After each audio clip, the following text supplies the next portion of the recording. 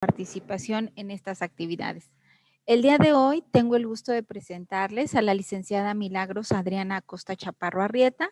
Ella es jefa del Departamento Jurídico en la Dirección General de Orientación y Gestión de esta Comisión Nacional de Arbitraje Médico. Ella es licenciada en Derecho por la Escuela Superior de Leyes y Negocios de la Universidad de Humanitas, es maestrante en Derecho Constitucional y Amparo en la Universidad Tecnológica de México. Tiene una especialidad en mediación y medios alternativos de solución de conflictos en la UNAM, que está cursando actualmente. Es mediador privado certificado por el Tribunal Superior de Justicia de la Ciudad de México. Cuenta con una certificación de solución de conflictos mediante técnicas de neuronegociación. Está certificada en evaluación de daños por AIG México. Como les comentaba, ella actualmente está en el área de la Dirección General de Orientación y Gestión. Y bueno, el día de hoy ella nos va a compartir el tema disforia de género y atención médica integral. Le damos la bienvenida y le agradecemos mucho su participación. Adelante, licenciada Milagros.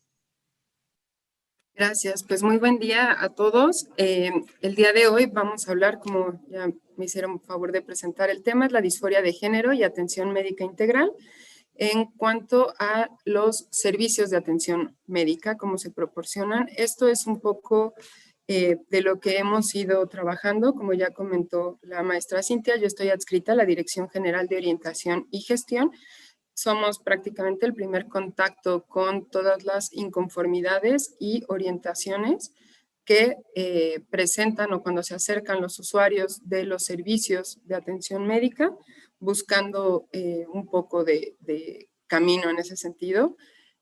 Como marco jurídico es algo muy general en el sentido de lo que trabajamos en nuestro día a día, que es el artículo primero constitucional, ¿no? En el que bien nos dice que todas las personas gozarán de los derechos humanos reconocidos en la Constitución, lo que son los tratados internacionales de los que el Estado mexicano sea parte, así como las garantías para su protección, cuyo ejercicio no podrá restringirse ni suspenderse, salvo en los casos específicos.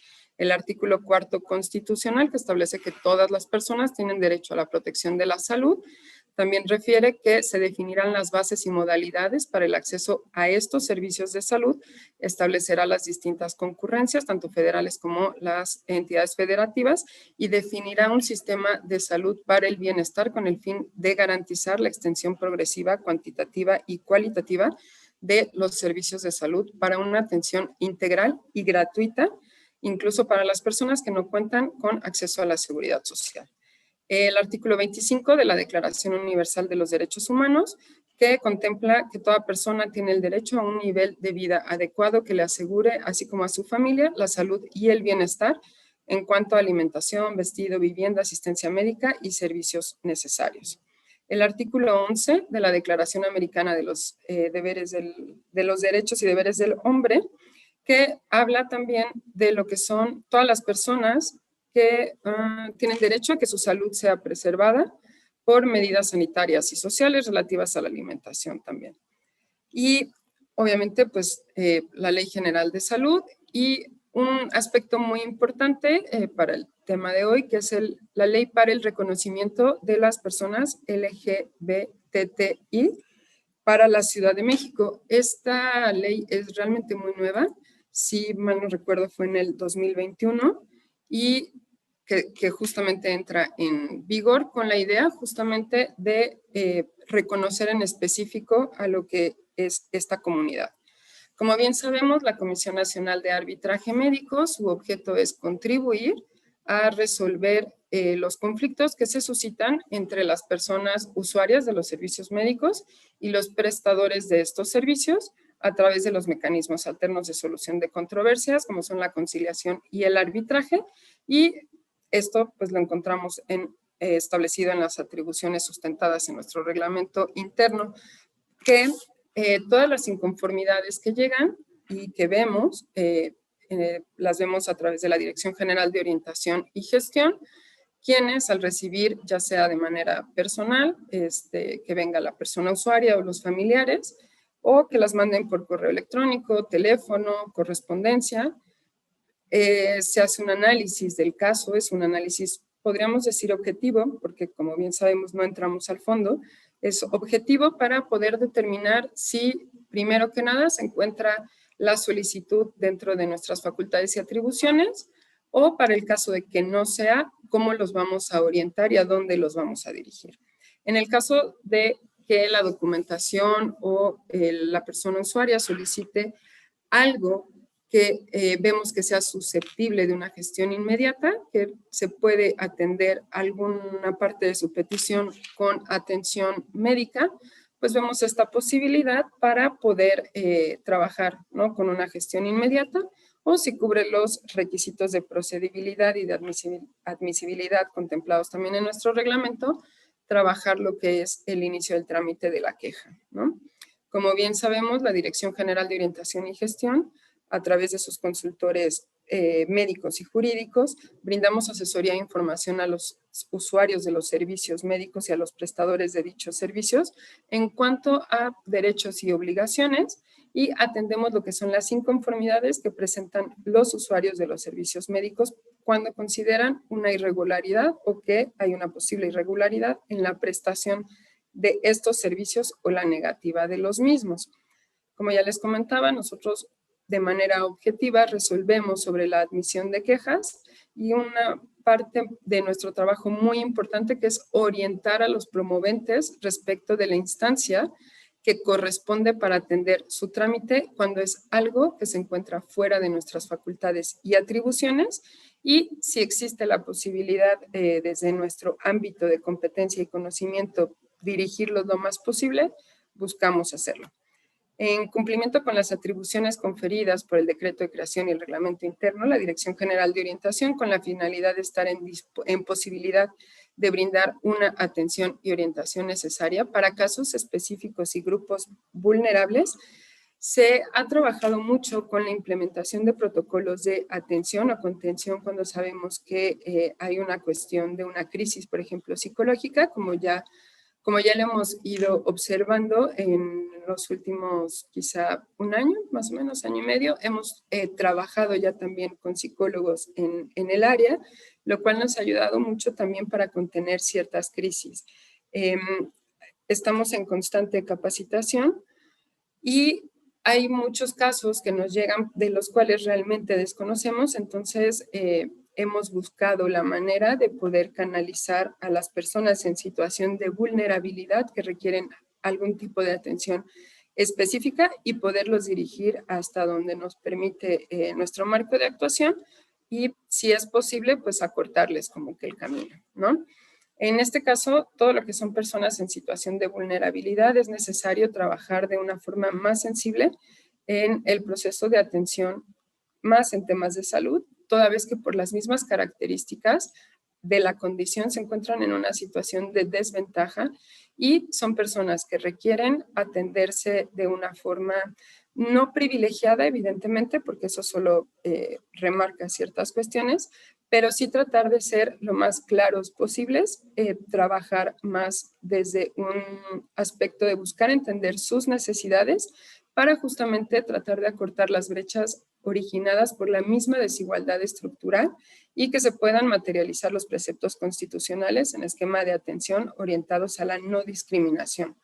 En este caso, en todas sus variantes, ya sea por cuestiones de origen étnico, de género, de edad, discapacidad, condición social, religión, preferencia sexual o cualquier otra que atente contra la dignidad humana y tenga por objeto anular o menoscabar los derechos y las libertades de las personas. Para los casos específicos en cuanto a las personas del colectivo LGBTTI, que son personas lésbico, gay, bisexual, transexual, transvesti, transgénero e intersexual, así como las demás que integran la diversidad de expresiones sexuales no normativas, es pertinente reconocer que se siguen reproduciendo desigualdades y barreras para el acceso efectivo a los servicios de salud. En nuestro país, las personas LGBTTI se enfrentan todos los días a un estigma y a una discriminación constante que es cotidiana, tanto en la sociedad en general como en los espacios específicos de atención a la salud.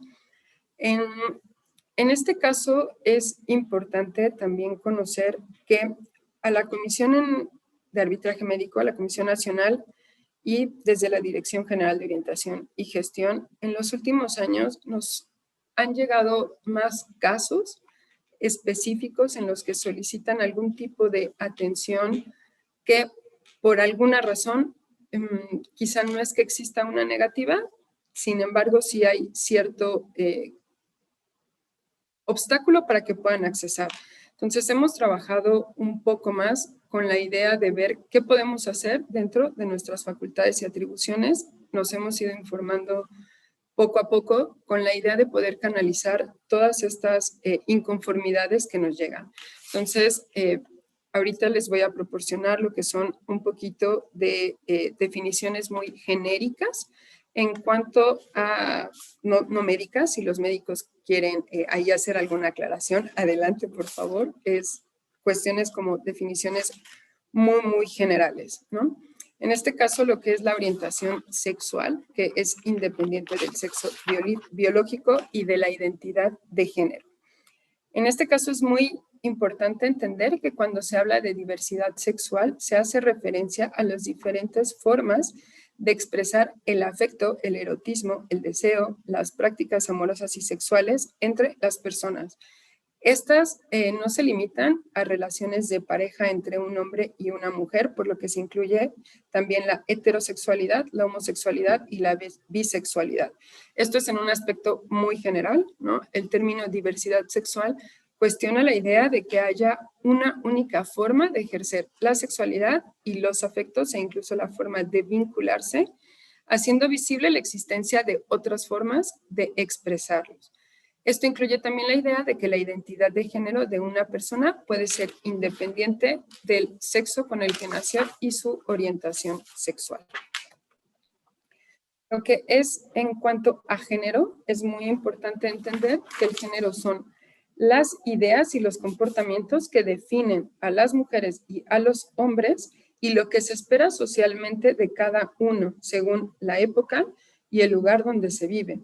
Es muy común que en las sociedades se impongan de manera arbitraria, desigual e inequitativa las responsabilidades asignadas al hombre y a la mujer. Esto en razón igual de las actividades que se realizan, el acceso y el control de los recursos e incluso la posibilidad de tomar decisiones respecto de su persona con los diferentes escenarios, tanto políticos como sociales, entiéndase comunidad, familia, trabajo, escuela. Hablar de sexo en lugar de género implica enfocar desde un aspecto biológico diferencias sexuales. El género implica ir más allá de un dato diferencial entre sexos y supone comprender y explicar socioculturalmente todas las desigualdades sociales creadas a partir de estas diferencias sexuales. Podríamos decir que va mucho de la mano de lo que es el constructo social, ¿no? Y el medio en el que nos desenvolvemos. En cuanto a sexo, es entender que se refiere a lo que son los cuerpos sexuados de las personas, esto es, las características biológicas, tanto genéticas, hormonales, anatómicas y fisiológicas, a partir de las cuales las personas son clasificadas como mujeres u hombres al momento de nacer. En nuestro país, el sexo se asigna a la persona recién nacida tomando en cuenta únicamente los órganos sexuales externos, incluyéndolo como un dato en el acta de nacimiento. Es importante saber que actualmente la legislación civil mexicana ya acepta las dos posibilidades, es decir, una persona puede ser clasificada con un sexo masculino o femenino y la decisión se puede tomar en la mayoría de los casos entre los médicos que atienden el parto y los padres, las madres, y esto se comunica al registro civil, como todos lo sabemos, nuestra acta de nacimiento lo dice, ¿no? Para describir estos fenómenos, en este caso, la Corte Interamericana de Derechos Humanos ha desarrollado un término que, como tal, no se ha implementado en todo el mundo, que es el sexo asignado al nacer, y esto se explica como una construcción social. Esta propuesta va más allá del concepto de sexo como masculino o femenino, sino como un hecho biológico. Y bajo esta teoría, la asignación del sexo no es un hecho biológico innato, sino más bien que las personas les asignan socialmente un sexo al nacer con base de una percepción que tienen otras sobre los genitales.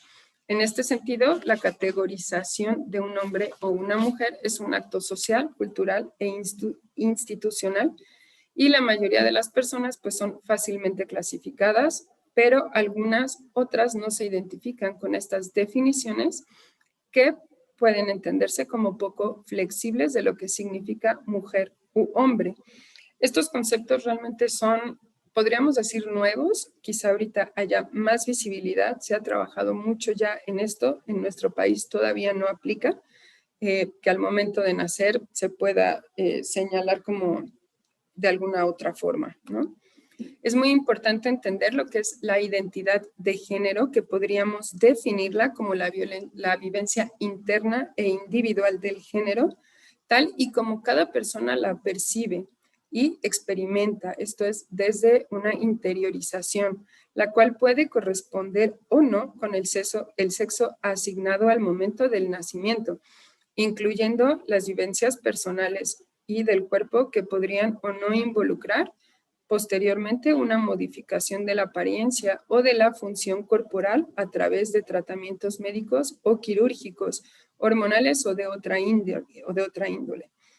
En estos casos, siempre que la identidad de género se busca que sea libremente escogida y también incluye otras expresiones de género como es la vestimenta, el modo de hablar, los modales y la forma en la que nos desenvolvemos en nuestro día a día.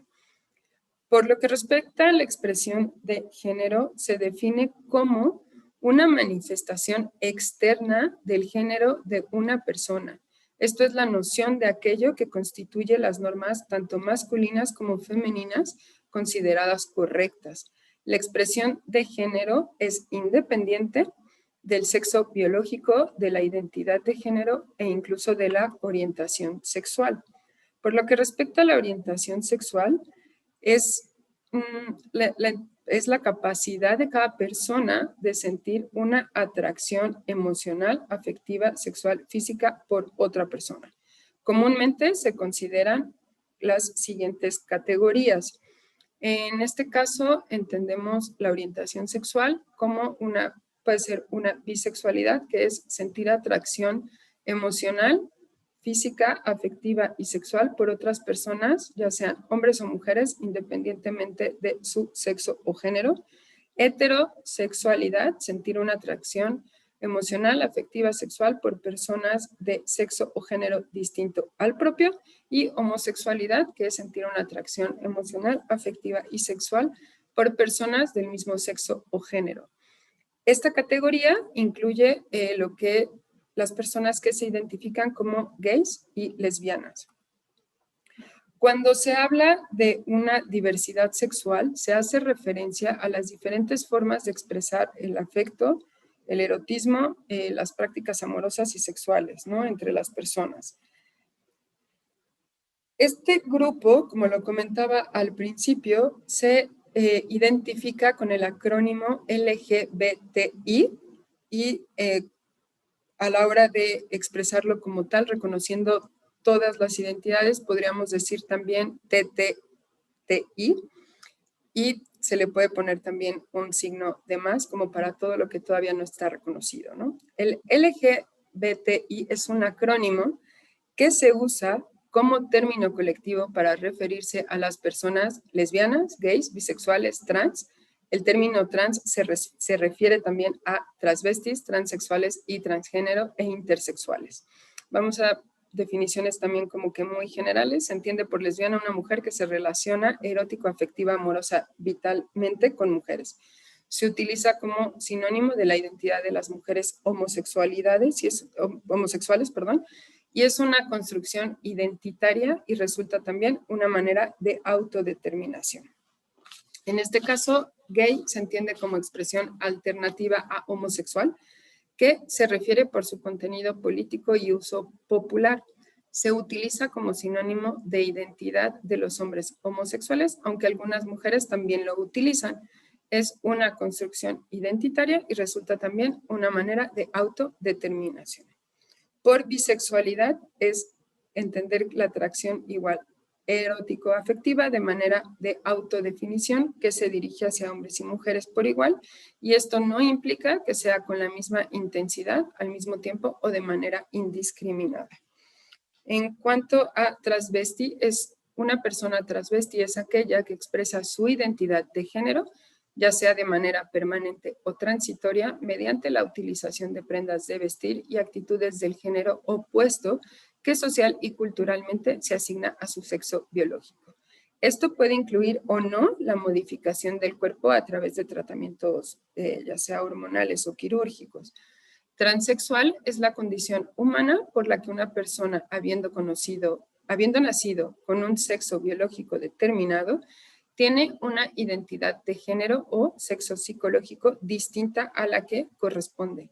La condición de ser transexual no depende de si se realiza o no una reasignación de sexo genérica. Y transgénero es la condición humana por la que una persona tiene cualidades y comportamientos de género, ya sea masculina o femenina, que no coinciden con su sexo de acuerdo con los patrones sociales y culturales, por los que se identifica o adopta los del género opuesto. El uso del atuendo del género opuesto es la conducta más ostensible de la transgeneridad. E intersexual, que se refiere a la presencia en la anatomía de una persona de órganos sexuales que corresponden a características de ambos sexos o estructuras que son difíciles de definir o resultan ambiguas desde la lógica que reconoce solo dos sexos.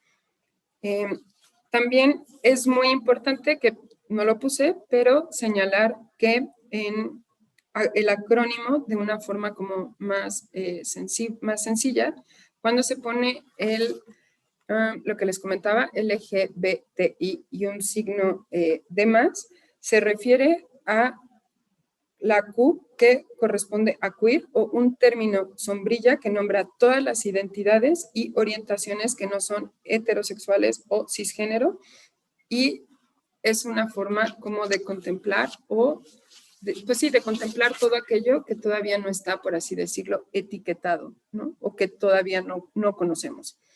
Entrando a lo que es nuestro tema del día de hoy, que es la disforia de género, es muy importante porque, como les comentaba, nos han llegado muchos casos dentro de la Dirección General de Orientación y Gestión solicitando el apoyo para atención médica, y muchos, decir muchos es hablar como si nos llegaran miles y cientos, no, realmente comparado con los demás asuntos que vemos, podemos decir que son pocos. Sin embargo, sí se ha incrementado mucho y piden lo que es una atención en casos, por ejemplo, de disforia de género, que se entiende la disforia de género como la sensación de incomodidad o angustia que pueden sentir las personas cuya identidad de género difiere del sexo asignado al nacer o de las características físicas relacionadas con el sexo.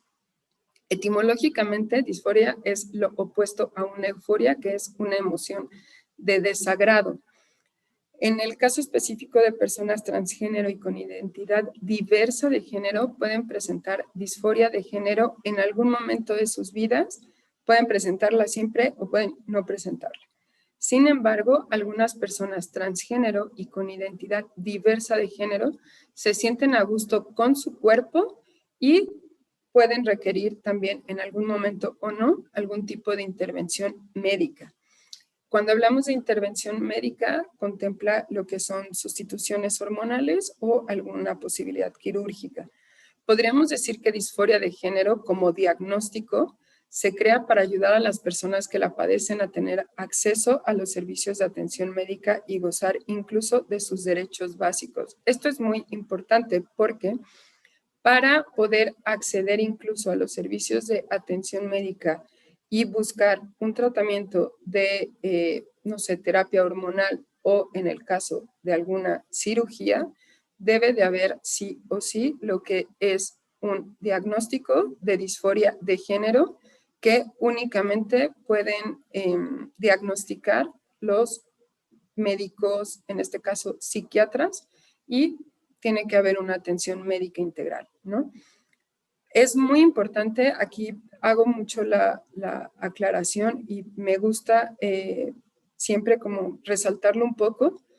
Hay mucho estigma alrededor de las enfermedades mentales, ¿no? Y de los diagnósticos y tratamientos psiquiátricos. Poco a poco se ha ido perdiendo un poco ese estigma o ese como miedo que da. Sin embargo, hay todavía muchas enfermedades que alrededor crean un estigma importante. En el caso de la disforia de género, se presenta también muchísimo. Hay mucha molestia dentro de la comunidad porque evidentemente no quieren que se les trate no nada más como una persona trans, sino también como una persona trans con una enfermedad mental, ¿no? Como irle poniendo más cositas. Sin embargo, hay que entender que este término se centra realmente en la incomodidad como tal, como un problema, más que en un tema de identidad. Y a mí me gusta verlo, evidentemente, porque hablo desde mi privilegio, pero me gusta verlo como que es el camino para un fin. Tiene que haber sí o sí este diagnóstico, esta atención integral para que puedas gozar de, como ya les comentaba, no solo una atención médica, sino también derechos básicos en cuanto a una identidad jurídica, por ejemplo. En este caso, lo que son los síntomas y manifestaciones de una disforia de género pueden variar en cuanto a una persona a otra. Sin embargo, en su mayoría permanece la sensación de incomodidad con el género asignado al nacer y las expectativas sociales que conlleva el mismo. En algunos casos se tiene la necesidad de hacer cambios en cuanto a las características físicas.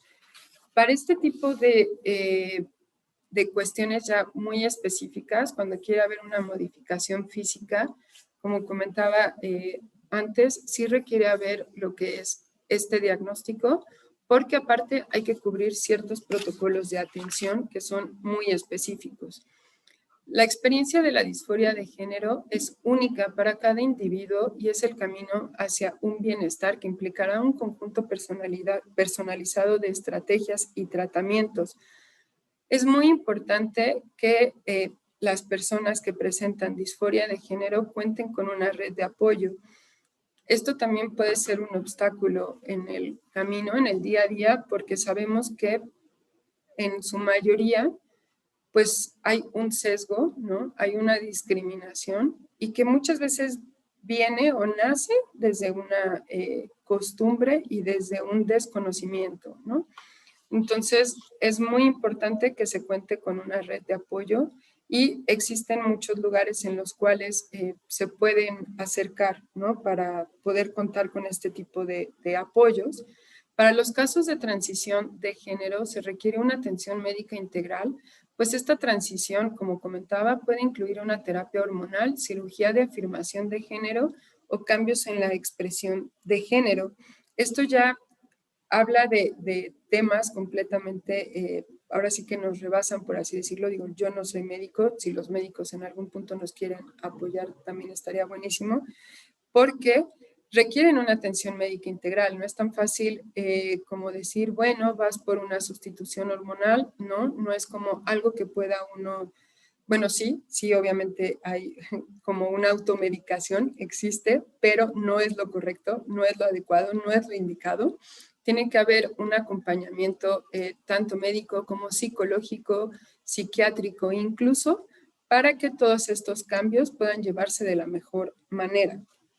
En este caso, las personas lésbico, gay, bisexual, transexual, transvesti, transgénero e intersexual, así como las demás que integran una diversidad de expresiones sexuales no normativas, tienen derecho a acceder a los servicios de salud y a recibirlos de maneras igualitarias, contar con los procedimientos diagnósticos, terapéuticos y quirúrgicos que se les indiquen o apliquen, a decidir libremente y en todo momento sobre la atención que están recibiendo o van a recibir, a otorgar de igual forma o no su consentimiento, que debe estar válidamente informado, y a rechazar incluso tratamientos o procedimientos, a mantener la confidencialidad de sus diagnósticos, incluyendo el específico VIH, y a contar con facilidades para obtener una segunda opinión, a recibir atención médica en urgencias y a no cubrir cuotas de recuperación específicas por cada servicio que reciban, entre otros.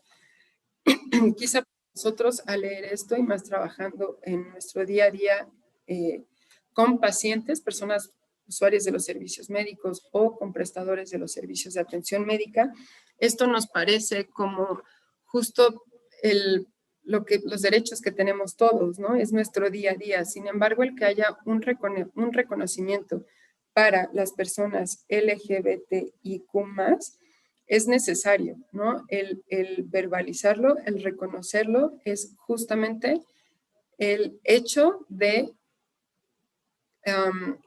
visibilizar que requieren una atención específica. Si bien necesitan una atención médica integral, sí, pero también que necesitan una atención específica para sus necesidades. Para cumplir con esto, el Sistema Nacional de Salud ha creado e implementado protocolos, guías de observancia y de aplicación general para todos los establecimientos de atención médica, tanto públicos como privados y sociales, con la idea de garantizar que las personas LGBTIQ+ ejerzan este derecho a la salud. Tomando en cuenta lo anterior y que los servicios de seguridad social, entiéndase IMSS, ISSSTE, ISFAM, no cuentan con tratamientos específicos para los casos en que las personas trans quieren transicionar de género, nosotros como Dirección General de Orientación y Gestión hemos buscado llegarnos de la mayor información posible para poder orientar de acuerdo a lo que son nuestras facultades y atribuciones y en cumplimiento a las mismas.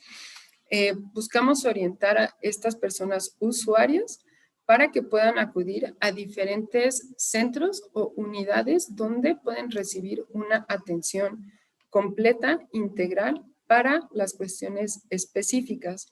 Por ejemplo, de las que más tiempo llevan operando son las clínicas especializadas Condesa, que son propias de Ciudad de México. De hecho, creo que todas las que voy a mencionar ahorita son propias de la Ciudad de México. En este caso, las clínicas especializadas Condesa, podríamos decir que han hecho una labor enorme. La Secretaría de Salud, bueno, a través de estas clínicas ha hecho una labor enorme, porque se puede decir que estas es el más grande y dinámico centro clínico de atención para personas que viven para casos específicos con VIH en México. Desde su establecimiento ha sido promotora de innovadores programas de prevención y atención dirigidos a poblaciones vulnerables en alto riesgo de infecciones de transmisión sexual. Actualmente atienden a más de 14,000 personas en los diferentes servicios y programas especializados que tienen.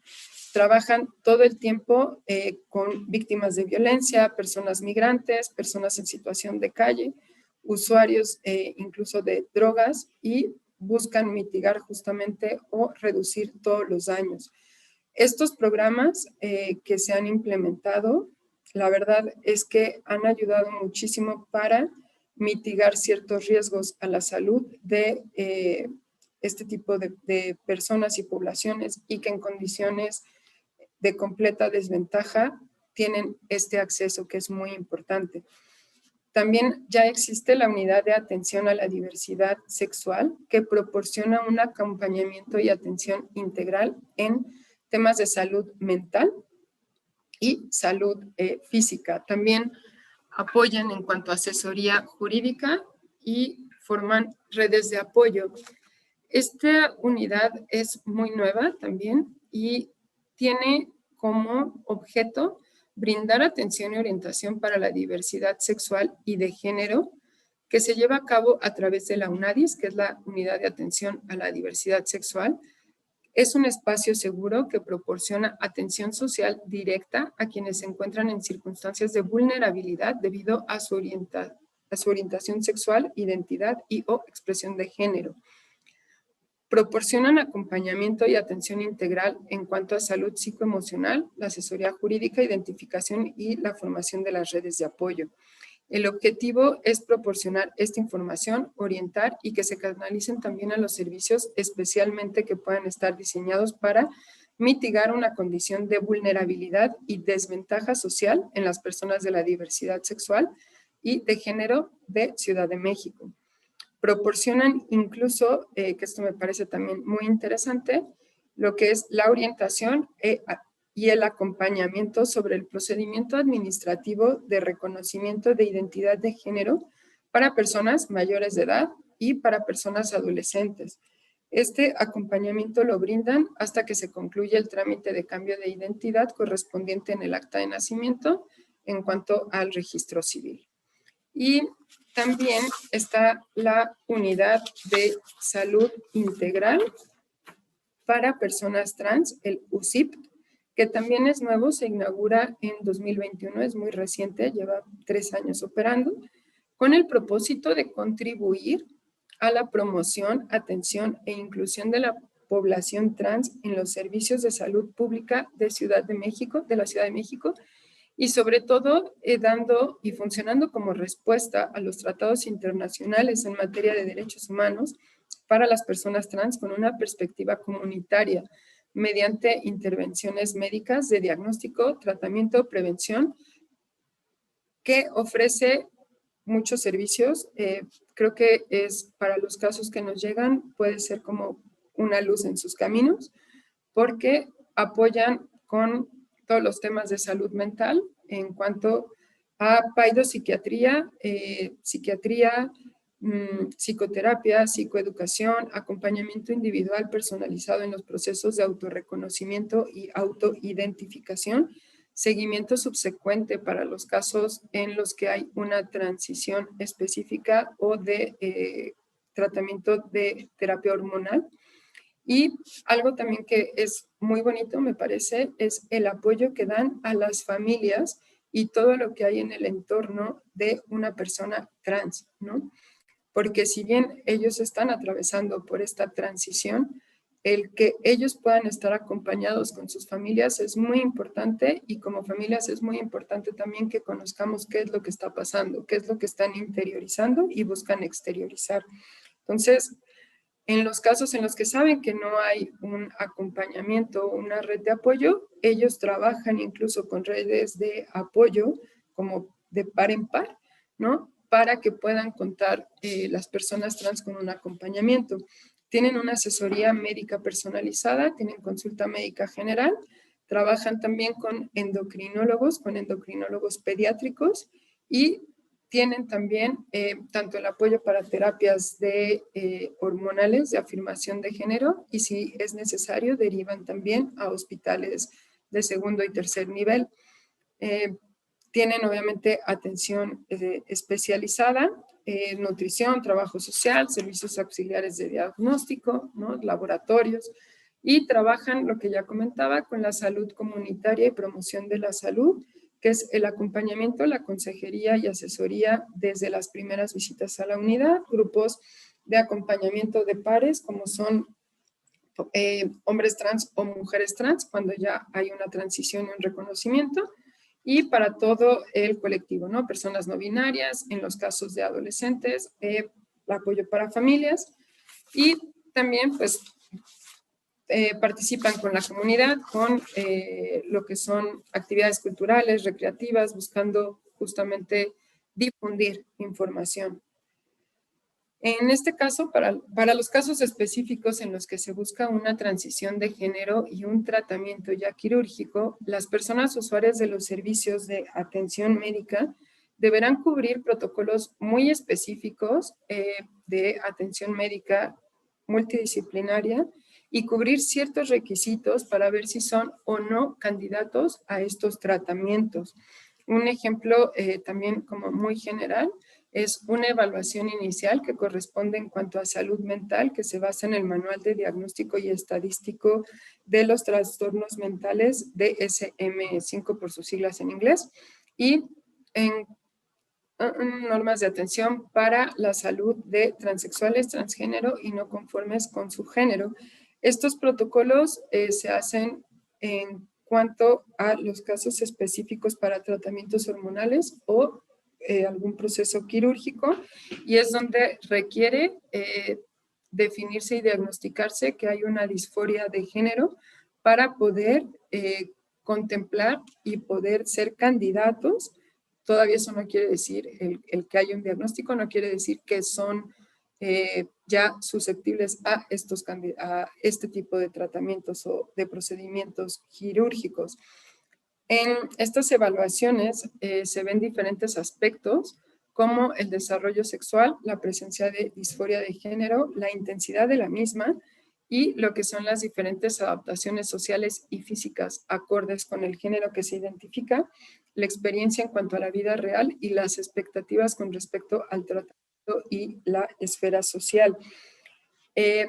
Nosotros al contemplar que tiene que haber una evaluación en cuanto a salud mental y que va a haber un diagnóstico, pareciera que es un camino corto. La realidad es que tampoco es un camino corto, es largo, puede llevarse mucho tiempo, y estos protocolos también se hacen de manera multidisciplinaria, es con el acompañamiento de los médicos endocrinólogos, medicina interna, medicina reproductiva. Una vez concluida la evaluación inicial, las personas que se consideran ya candidatas a los tratamientos que son derivados al servicio de endocrino, con la idea de ahora valorar si están en posibilidad de recibir los tratamientos hormonales. Las personas LGBTIQ+ pueden solicitar atención en las unidades que les comentaba. En estas tres pueden ser un indicador muy bueno para que tengan un acercamiento, y esto aun y cuando cuenten con la seguridad social. ¿Por qué? Porque nos hemos encontrado en el día a día que lo que es, por ejemplo, IMSS e ISSSTE no cuentan con estos tratamientos.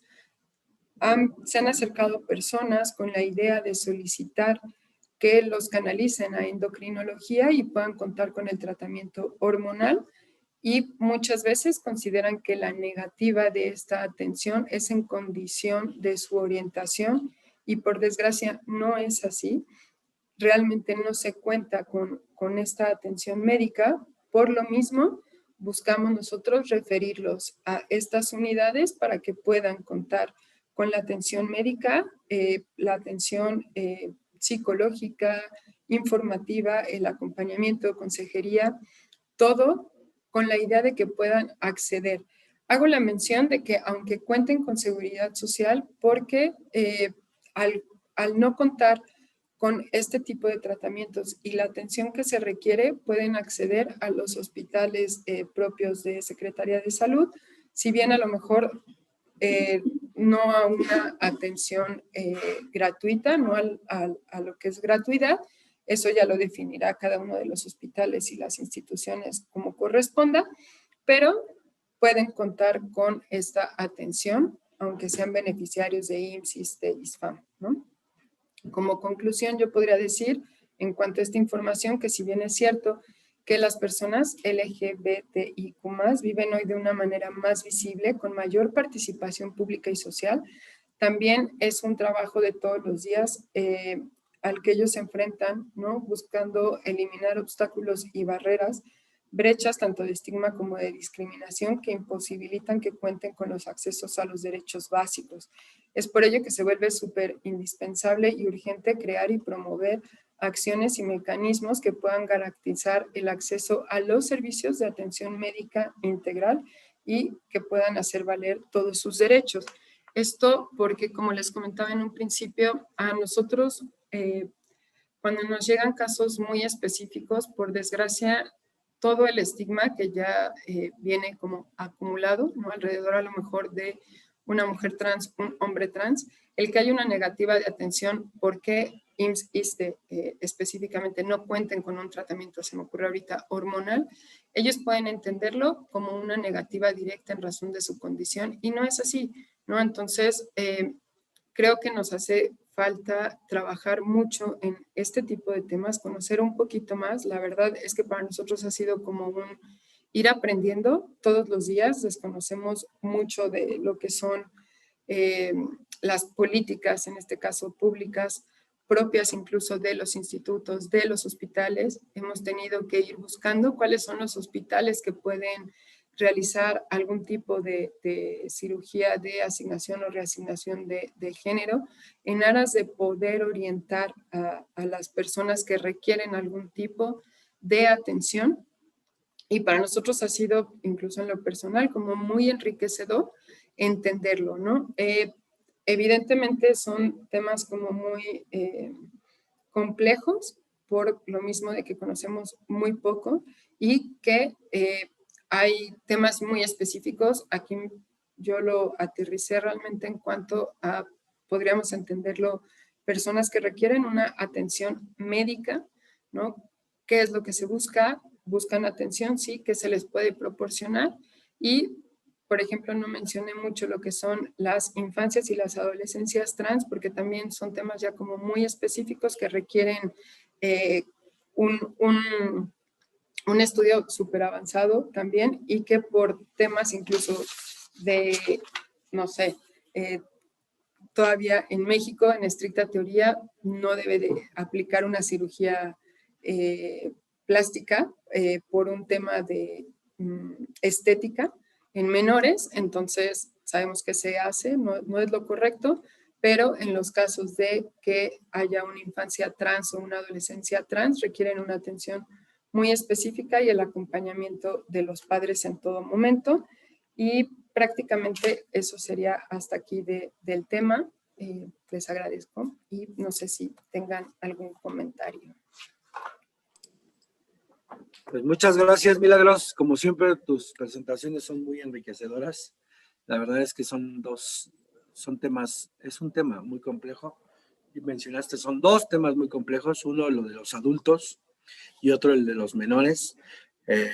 Sin embargo, creo que aquí nada más se quedarían verdaderamente, porque sabemos que los dos temas están en estudio, están en propuesta de actualización de la norma, están en esta interfase de convertirse realmente en derechos la situación de la reasignación sexogenérica, porque pues aún al día de hoy no se considera un derecho por ser pues una situación tal vez de carácter, lo ven desde la vía electiva y desde la vía estética, sin verlo desde la vía hormonal, calidad de vida, entorno social, todo digamos, toda esta necesidad que tú bien mencionaste en toda tu exposición, aún no se logra visualizar así desde el ámbito de la salud, solo se ve desde el ámbito estético, desde el ámbito específico, y la realidad es que no es así, ¿no? La realidad es que el fondo de este asunto es mejorar sustancialmente la calidad de vida de las personas que viven que viven justamente con la necesidad de una reasignación sexogenérica. No es un tema controversial, respondiendo ahí la respuesta de la doctora Nora, no es un tema controversial porque es un tema de ejercicio de derechos. Al ser un tema de ejercicio de derechos, yo no lo tomaría como un tema controversial. El tema controversial tal vez lo vería yo desde un enfoque que estuvieran exigiendo algo que estuviera fuera de la norma, ¿no?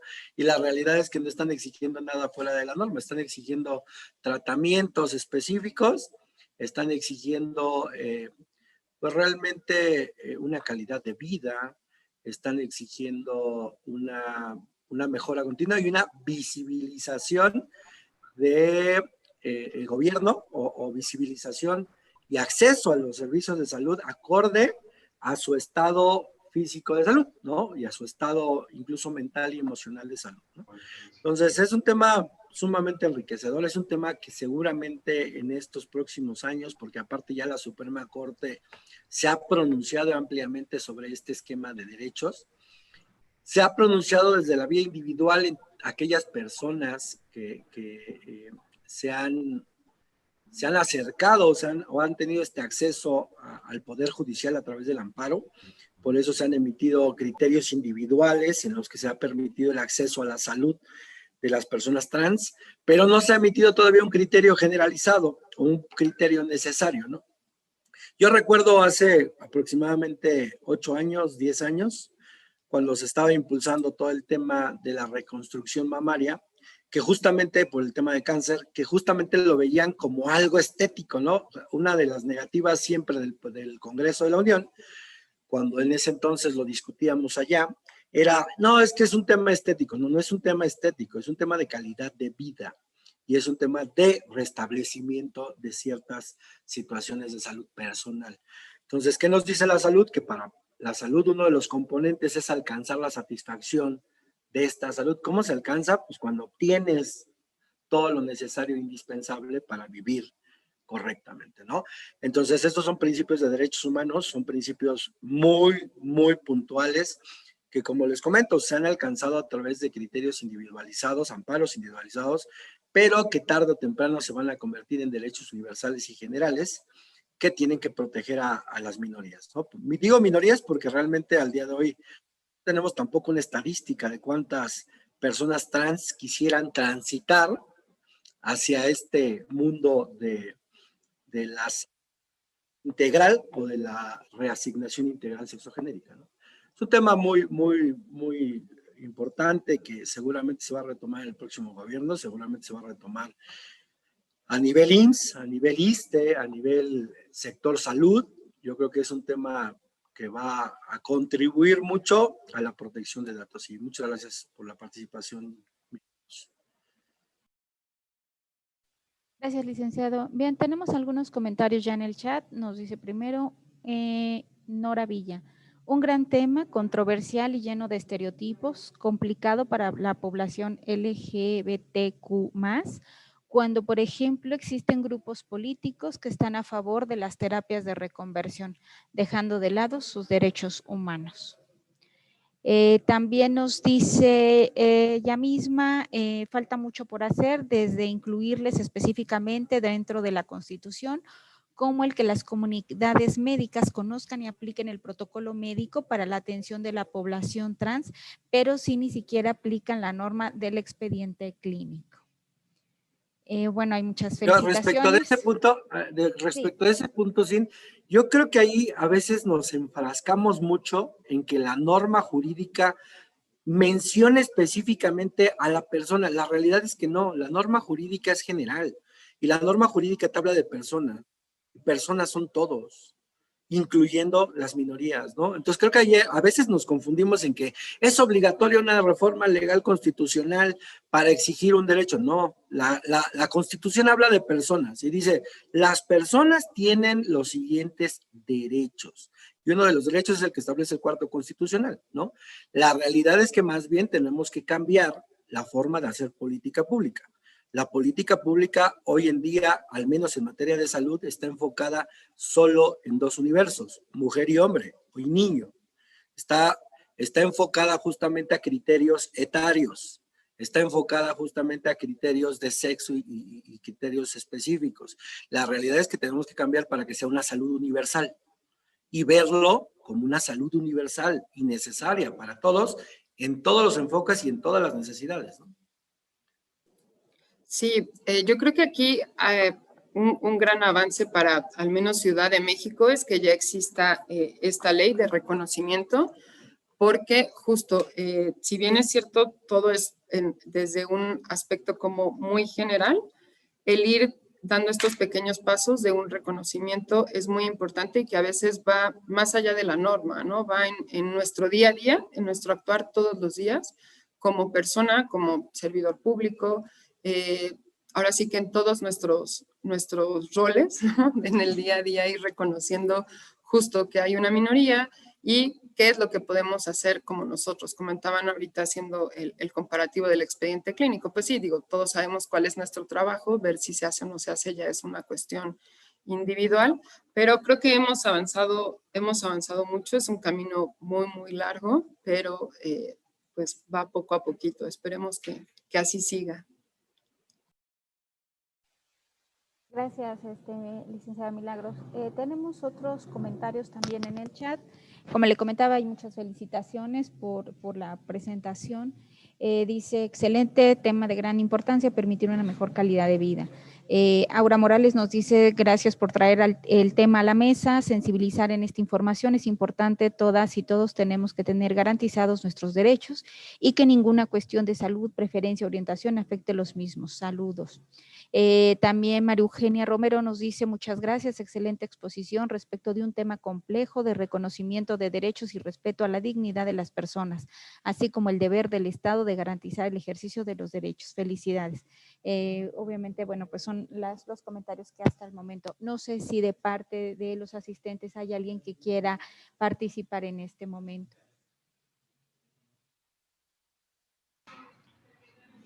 Licenciada Rojano, habla el doctor Fernández Torrano. Gusto, doctor, adelante. Y amigo, un abrazo, querido. Oigan, perdón, Yo creo que un problema fundamental en esto es la formación de los recursos humanos para la salud desde la escuela. En la medida que los jóvenes médicos no tengan una materia específica y que, o por lo menos dentro de la currícula, una parte de esa currícula, sucedía con cancerología. En cancerología, todas las materias, otorrino, pediatría, gastroenterología, tenían una parte de cáncer, pero no había específicamente la materia de oncología. Les costó mucho trabajo al Instituto Nacional de Cancerología sacar el tema de lo que es el currículum oculto. Y entonces ahora ya la materia está tal cual. Y la oncología es parte de la materia de la facultad, de la currícula para médicos. Y esto yo creo que esto es lo que sucede también con el tema que la licenciada Milagros está tratando. Es bien complicado porque es un conocimiento que se va tomando a través del tiempo sin una guía específica y sin tener claro qué es lo que se debe de hacer o no se debe de hacer. Y no se trata de mi gusto o mi apreciación, yo soy, me agrada o no me agrada, no, sino lo que la norma establece para poder sacar adelante. Y ahí el gobierno de la República tiene un área que se llama CIFRUS, que está en la Secretaría de Salud y es quien norma los programas de enseñanza. Y es ahí donde habría que trabajar para poder, no hacer especial, no, meter como una parte normal de la currícula y entonces empezar a trabajar en ese sentido. El otro problema, gran problema es la objeción de conciencia. Bueno, tenemos ahí un serio y grave problema con los médicos, no solamente con el tema que está tratando la licenciada Milagros, sino con una gran cantidad de temas que no son tan específicos o tan sensibles.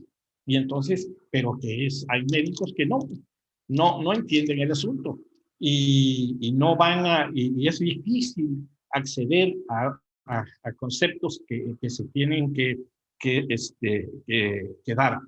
Por otro lado, licenciada Milagros, actualmente los costos ya están abatidos, es decir, IMSS Bienestar tiene la obligación por ley de poder trabajar todas las patologías que el ser humano mexicano tenga.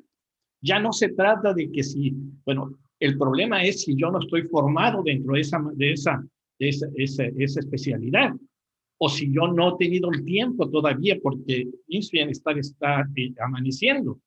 Pero la obligación de IMSS Bienestar es trabajar en ese sentido porque es un proceso patológico que es real, que no es algo que a lo mejor se da o no se da, que le guste o no le guste a la gente. Habrá especialistas que le entren al asunto y van a ser muy buenos, y habrá otros que no les guste.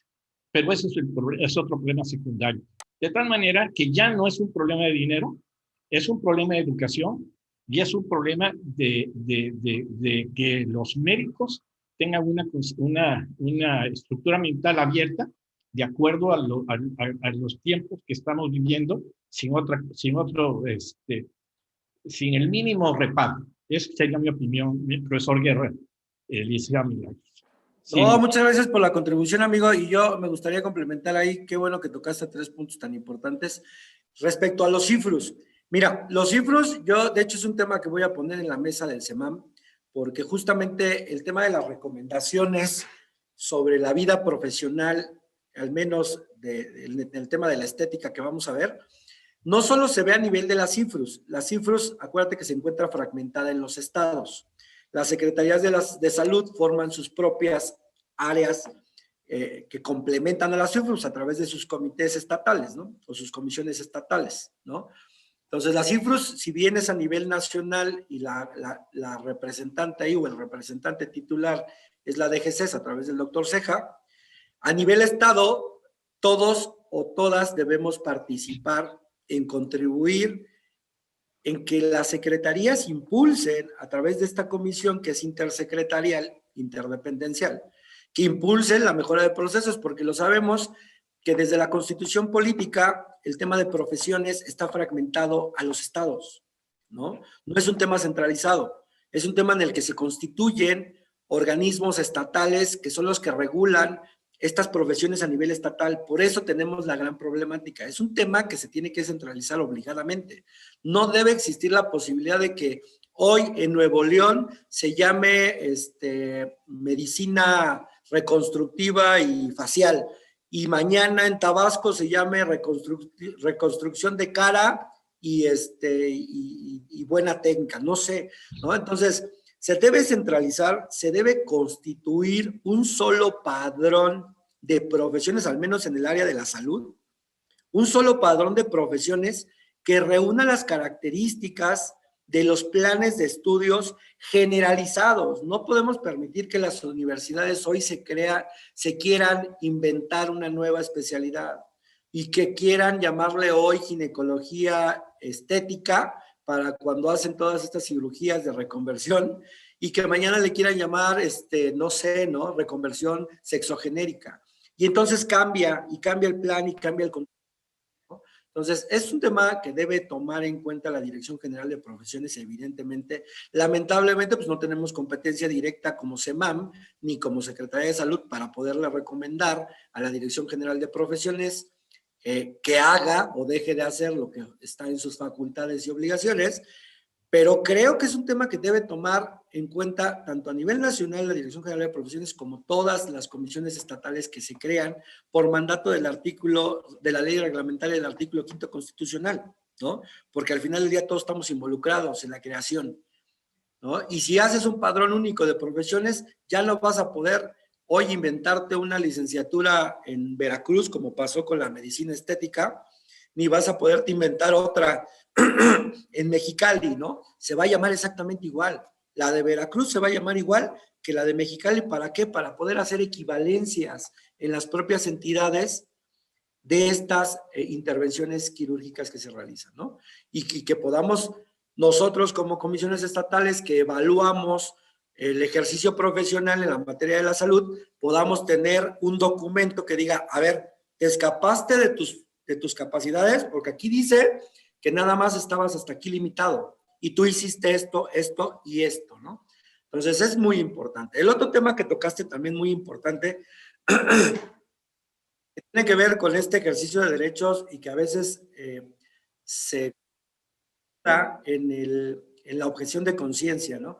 Recordemos que la objeción de conciencia es individual, ¿no? No hay objeción de conciencias institucionales, ¿no? Ninguna institución puede ser objetora de conciencia.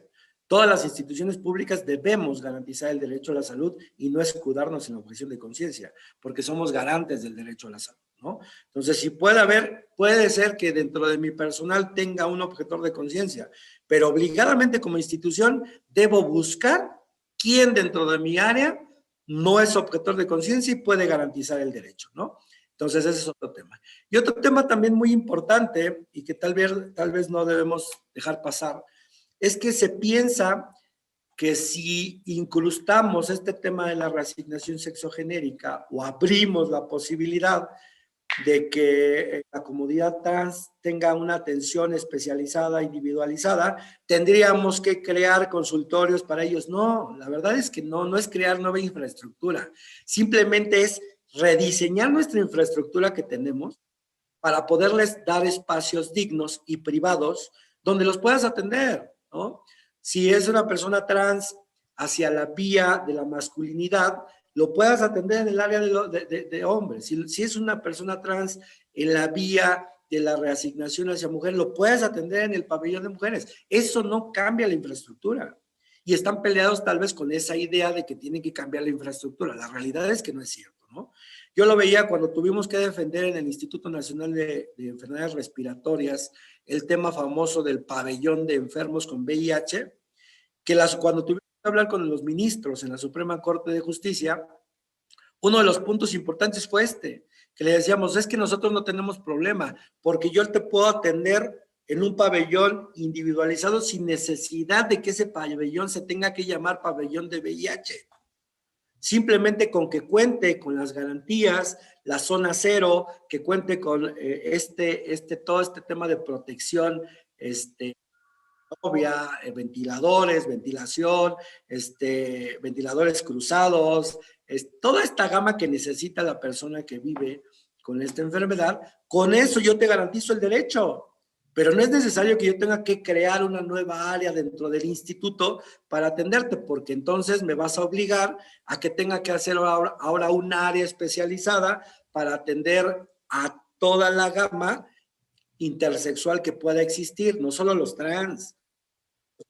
También, o sea, por cada factor tendría yo que crear un pabellón.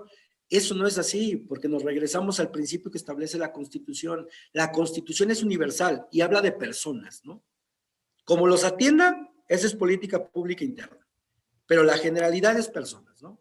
Entonces, 3 temas súper importantes, amigo, que se deben tomar en cuenta y que no son barreras, ¿no? No son barreras, más bien son pretextos.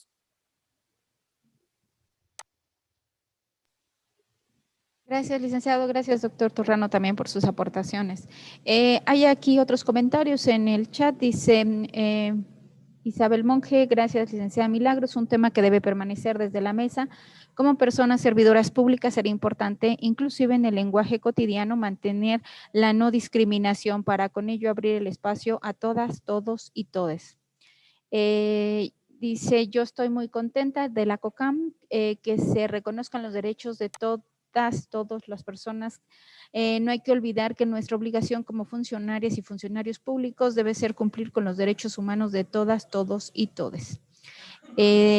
Licenciada Lisler dice, a todas las personas hay que respetar y brindarles una excelente atención como funcionario público.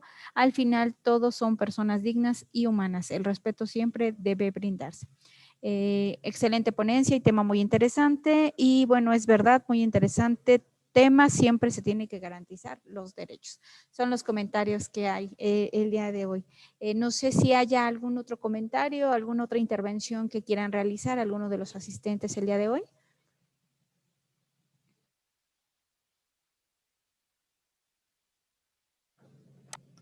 Bien, parece que no. Bueno, pues entonces, como siempre, agradecemos primero a la ponente el día de hoy, a la licenciada Milagros, por su excelente presentación, por este tema que pues ha causado hoy gran interés entre los asistentes, a todos los que nos acompañaron, el personal de la oficina regional de la CONAMED que está en Acapulco, al personal de Nayarit, Tamaulipas, Tabasco, Coahuila, Morelos, Baja California Sur, Guanajuato, Michoacán, Sonora, Oaxaca, Baja California, Campeche, Puebla y Yucatán. Son los que tenemos registrados. Muchísimas gracias hoy a todos por su asistencia. Nos vemos en 15 días. Recuerden que la sesión que se va a llevar a cabo el día 9 de agosto son de las conferencias académicas que se van a estar realizando desde la sesión del CEMAM en Veracruz. Los esperamos a todos puntualmente. Hay una modificación nada más en el horario porque iniciamos a las 9:30 de la mañana en esa ocasión. ¿Próxima semana no tenemos el 2? No, el siguiente no tenemos, licenciado. Okay. Entonces nos estaríamos viendo el día 9 de agosto. Saludos a todos. Será un gusto también ver en Veracruz a todos los integrantes del consejo, saludarlos por allá. Muchas gracias a todos, un gusto y que tengan excelente fin de semana. Muchas gracias, que tengan excelente. Hasta luego, gracias.